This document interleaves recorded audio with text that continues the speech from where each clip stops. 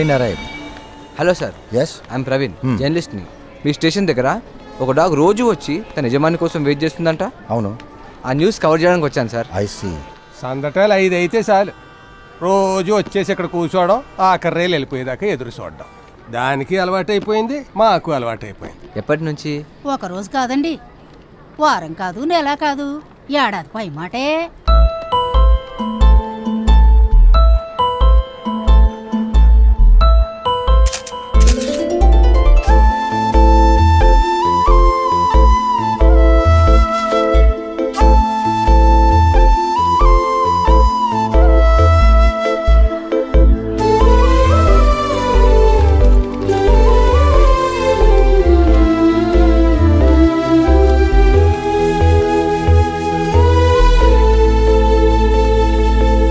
Hi Tommy.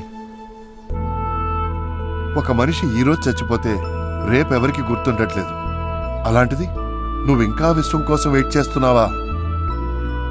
వాడు రాడు అన్న నిజం కంటే వస్తాడు అన్న నీ నమ్మకం ఎంతో గొప్పది. You're amazing Tommy, simply amazing. Hello, hi. నా పేరు చంద్రశేఖర్, దీని ఓనర్ ఫ్రెండ్ని. ఎర్రాజు అండి, దీని ఫ్రెండ్ అని. ఇందా తిన్ తినరా. మీ అందరి గురించి విశ్వం చాలా చెప్తుండేవాడు. చాలా మంచోరండి ఆయన, కానీ దేవుడు అట్టాంటి వాళ్ళని ఉంచాడు కదండి, తీసుకుపోయాడు. దీనికి ప్రతిరోజు ఫుడ్ నువ్వే పెడతావా? హాయ్, కానీ తినిసావదండి, బతిమాలి బామాలి తినిపిస్తూ ఉంటాను. తిన్.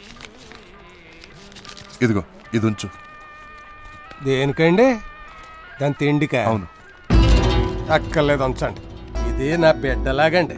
లాగేంటి బిడ్డే, నాకు ఒక్కడే కొడుకండి, అమెరికాలో ఉంటున్నాడు. ఆడికి నేనంటే అంత ఇంత ప్రేమ కాదండి. అమెరికా వచ్చాను దొబ్బేస్తా ఉంటాడు. ఎక్కడ కుదురుతుందండి నాకు అని అందరికి గొప్పలు చెప్పుకుంటా ఉంటానండి. కానీ అసలు ఫ్యాక్ట్ అది కాదండి. ఆడు అమెరికా వెళ్ళి 2 ఏళ్ళు అయిందండి. ఈ ఏటి దాకా నాకు ఒక్క ఫోన్ కొట్టలేదండి. నేను చాలాసార్లు చేశానండి, కానీ ఆడు ఒక్కటి ఎత్తలేదండి. చివరికి జీవితం మీద ఎరక్తొచ్చేసి ఆఖరి ఛాన్స్గా మన స్టేషన్ మాస్టర్ గారి చేత నిన్న పొద్దున ఫోన్ చేయించానండి. ఎత్తాడండి. ఏమన్నాడో తెలుసా అండి? ఆడు నన్ను ఎప్పుడో మర్చిపోయాడంట, నేను కూడా ఆడిని మర్చిపోవాలంట. ఆడికి నేను అక్కర్లేదంట. వాళ్ళ అమ్మని కన్నేసి వెళ్ళిపోయింది. ఈ చేతులతో పెంచానండి. చెబ్బలు పడిపోయేలా టీలు కొట్టి పగలు రాత్రి రూపాయి పోగొట్టి అంత పెద్ద చదువులు చదివించానండి. కన్న తండ్రి నేను ఇంకా బతికే ఉన్నానండి, కానీ నా కొడుకు నేను చచ్చిపోయినాడు కింద లెక్కండి. దీని యజమాని ఎప్పుడో చచ్చిపోయాడండి, కానీ దీనికి ఇంకా ఆయన బతుకున్నట్టే లెక్కండి. ఈ రోజు వస్తాడు రేపు వస్తాడు అని రోజు తెగ ఆరాటపడిపోతుంది. ఆడు మనిషా, ఇది కుక్క కాదండి, రివర్స్. రోజు ఆ దేవుణ్ణి నేను ఒక్కటే కోరుకుంటానండి. దేవుడా, నాకు మళ్ళీ పుట్టకంటూ ఉంటే అట్లాంటి ఎదవ నా కొడుకు నా కడుపుని పుట్టించగయ్యా బాబు. ఇట్లాంటి కుక్కలు నా కడుపుని పుట్టించి సంతోషంగా బతికేస్తానని కోరుకుంటానండి.